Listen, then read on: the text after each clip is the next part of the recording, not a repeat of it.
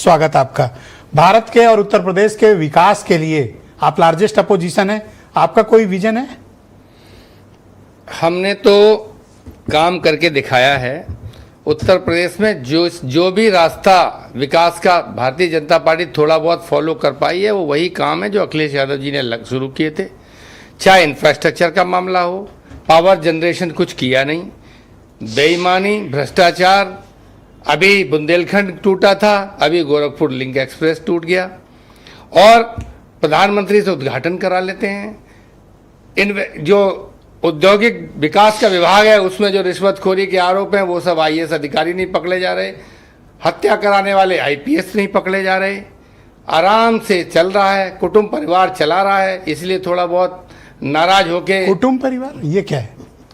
वो सब जानते हैं, आप भी जानते हैं। मैं समय बर्बाद नहीं करना चाहता। अच्छा, मैं बोला कुटुंब परिवार, मैं बोला शुक्ला जी से पूछिएगा, मेरा विषय नहीं है।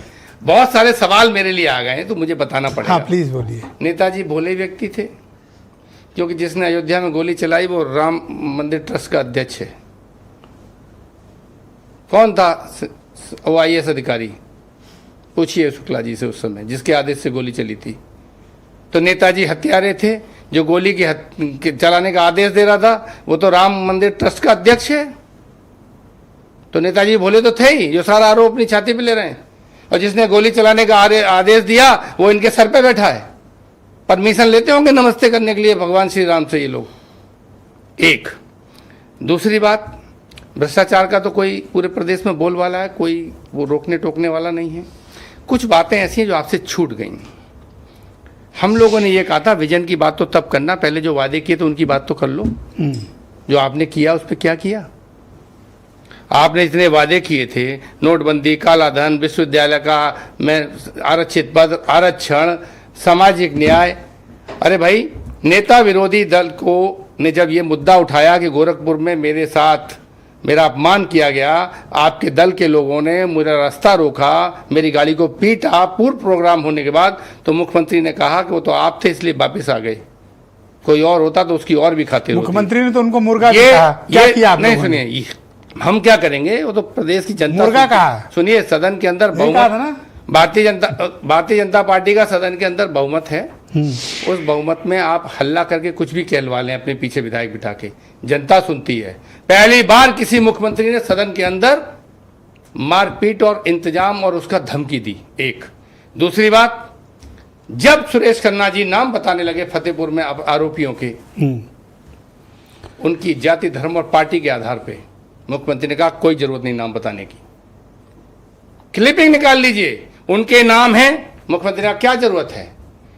अगर गोमती नगर की घटना में 11 अपराधी में एक यादव होता है तो उसका नाम मुख्यमंत्री सदन में बताते हैं।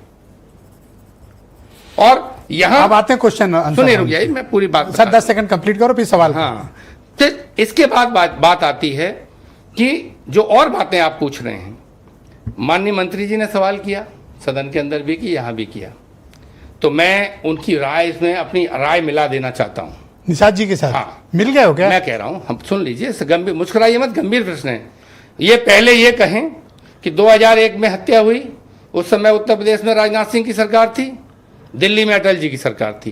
पहले कहें दोनों सरकारों ने गलत जांच की, उसमें सही जांच नहीं हुई, ये कहें भाजपा की सरकार ने।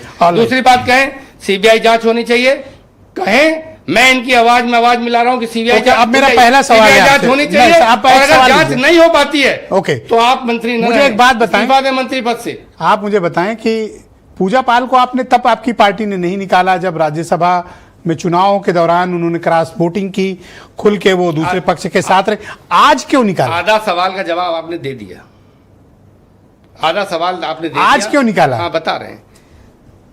7 लोगों ने मतदान किया था खिलाफ, 3 लोग निकाले गए थे, वो जो बहुत आगे जा चुके हैं, जिनको कहना है कि यही हमारा गहना है, यही हमारी पहचान है, हम भाजपा में सम्मिलित हैं। बाकी लोग ब्लैकमेल हुए, किसी कुछ मुकदमों के कारण, कुछ विवादित जमीनों के कारण, कुछ डर भय के कारण। तो समाजवादी पार्टी ने कहा कि हम पीड़ित, शोषित, वंचित के साथ हैं, भले ही हमारे खिलाफ राजसभा में वोट कर दिया है, कोई बात नहीं, ये मजबूर हैं, लाचार हैं। अभी 3 लोग और हैं, उनको तो नहीं निकाला। पूजा पाल को क्यों निकाला आज? पूजा पाल, अरे जब पूजा पाल ने पहली बात तो पूजा पाल ने सदन में कहा कि योगी जी ने मिट्टी मिला दिया, जबकि अतीक अहमद और उनके भाई की हत्या की थी 2 अपराधियों ने, पुलिस ने तो मारा नहीं। तो पहली बात तो भारतीय जनता पार्टी जो छाती पीट रही है, माने पूजा पाल की बात कि ये बीजेपी की सरकार और मुख्यमंत्री के आदेश पे हत्या की गई है, एक बात। दूसरी बात मैं बताऊं आपको, दूसरी बात यह है कि पूजा पाल ने जब एक लाइन ले ली, पूजा पाल के पति की हत्या कब हुई, उसके बाद समाजवादी पार्टी में वो 19 में चुनाव लड़ने आई, वो टिकट लड़ रही थी, उन्होंने जो दूसरी शादी मतलब की आज है, उन्होंने ऑफिशियली अपना पक्ष क्लियर कर दिया, इसलिए आपने निकाला? नहीं, ऑफिशियली नहीं, आज उन्हें भाजपा ने मजबूर करके इस्तेमाल किया समाजवादी पार्टी को आरोपित कराने क्या के लिए। आपसे अगर आपके उनकी यही राय थी समाजवादी नेता पार्टी के विपक्ष बारे से में, पूछकर तो ना उनको उन्हें- समय दिया गया था ना या उन्हें- स्पीकर ने उनको डायरेक्ट बुला लिया? डायरेक्ट बुलाया? आपको नहीं पता था? नहीं, हम नारी सूचीबद्ध का कोई नाम नहीं हो सकता, उनको डायरेक्ट बुलाया स्पीकर ने। थैंक यू स्पीकर सर, ने बहुत बुलवाया। शुक्रिया आपका। सुनिए एक लाइन, सर, धन्यवाद सर। 10 सेकंड। मैं ये कह रहा हूं 2019 में वो पार्टी से टिकट लेने आई, उनको उन्नाव से टिकट दिया गया, उस समय पारिवारिक विवाद के कारण नहीं लड़ पाई। 2022 में चुनाव लड़ी, क्या उनको Samajwadi party thank you sir, धन्यवाद। के बारे में पता नहीं था? बहुत शुक्रिया। तो ये भाजपा ने मजबूर मनीष होकर तिवारी। बुलवाया, बहुत शुक्रिया, आरोपित कराने के धन्यवाद। लिए, और एक पीड़ित शोषित महिला को इस्तेमाल किया भारतीय जनता पार्टी ने अपने राजनीतिक। तो अभी भी आपकी सहानुभूति लग रही है मुझे? मेरी कोई सहानुभूति नहीं है, लेकिन पीड़ित भाजपा का शोषित- जो खराब चेहरा है वो बताना मेरी मनीष तिवारी जिम्मेदारी को है। लाया जाए सर, उनको